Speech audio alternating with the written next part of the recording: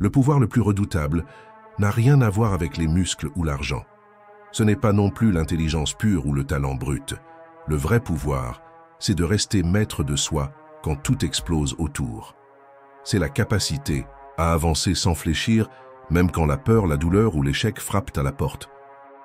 Pourquoi certains s'effondrent au premier obstacle, alors que d'autres continuent, même brisés, même seuls? Ce n'est pas une question de chance, ce n'est pas une question de don, c'est une question de mental. Et aujourd'hui, on va voir comment construire un mental si solide qu'il deviendra votre meilleure arme.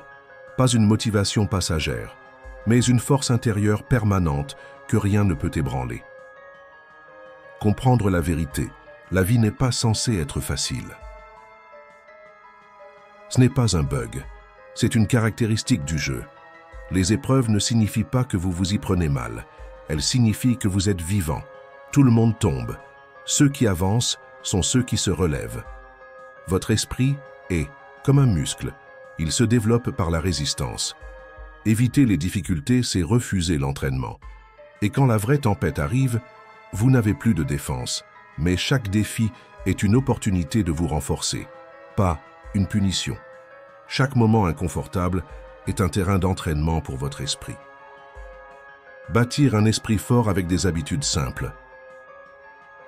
La force mentale, ce n'est pas un moment de gloire, c'est le résultat de petits choix répétés tous les jours.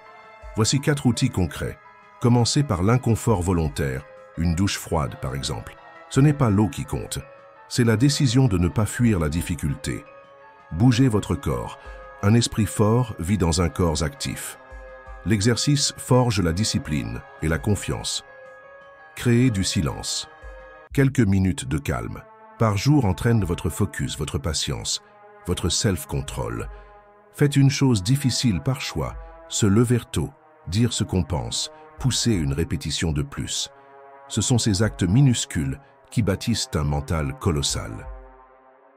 Éliminez ce qui affaiblit l'esprit. Parfois, il ne s'agit pas de faire plus, mais de faire moins de ce qui vous tire vers le bas. Arrêtez de râler. Se plaindre ne résout rien. Changez ou lâchez prise. Arrêtez de fuir l'inconfort. La magie se passe hors de la zone de confort. Arrêtez les excuses. Elles sont séduisantes, mais elles vous enferment. La vérité, vous avez toujours un choix.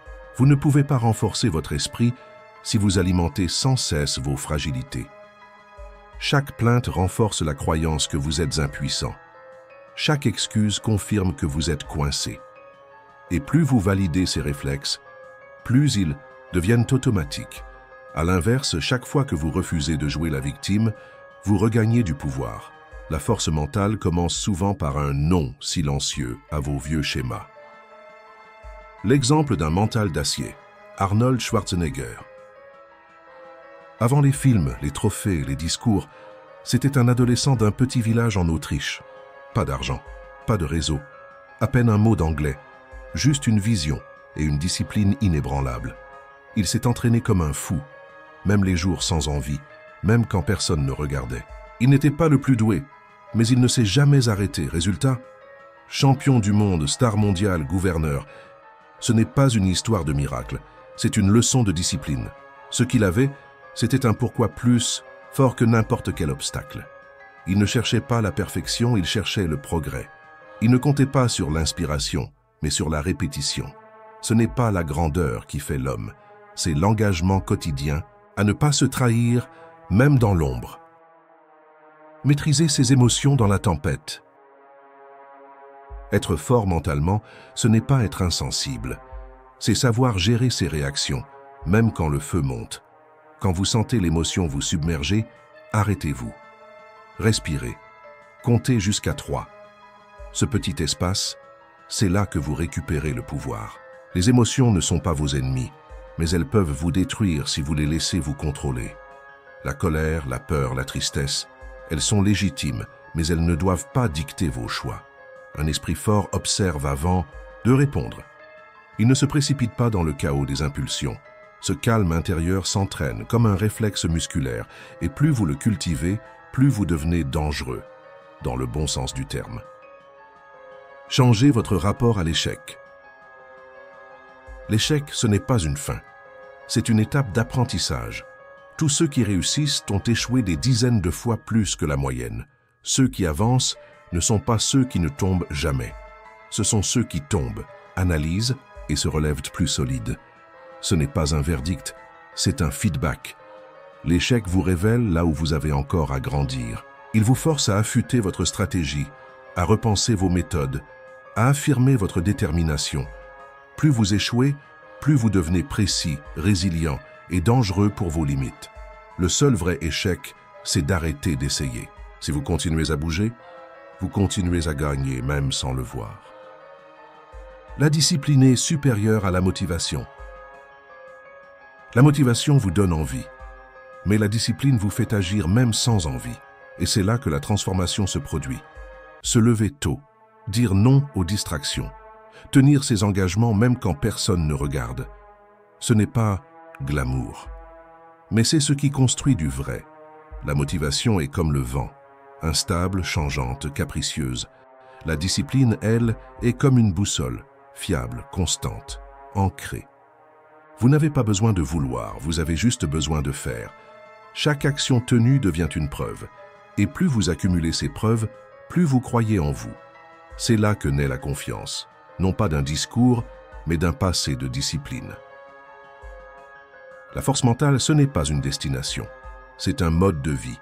Vous n'avez pas besoin de tout maîtriser du jour au lendemain. Vous n'avez pas besoin d'avoir confiance en vous pour commencer.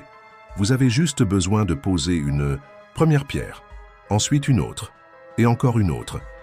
Chaque fois que vous choisissez la difficulté volontaire, chaque fois que vous agissez malgré le doute ou la peur, vous devenez plus fort. C'est invisible au début, mais un jour, vous regarderez en arrière et vous verrez à quel point vous avez changé. Alors maintenant, posez-vous la vraie question. Est-ce que vous allez continuer à vivre au ralenti, contrôlé par vos excuses, ou est-ce que vous allez prendre le contrôle, choisir la voie difficile et devenir la personne que vous êtes censé être? Le choix vous appartient. Si ce message vous a parlé, partagez votre ressenti en commentaire. Quelle est, pour vous, l'habitude la plus difficile à changer? Ou celle que vous êtes prêt à adopter dès aujourd'hui? Votre déclic pourrait en inspirer d'autres. Si cette vidéo vous a plu, pensez à liker, commenter et vous abonner. Ce que vous découvrirez dans la prochaine vidéo pourrait bien vous surprendre. Merci et à bientôt.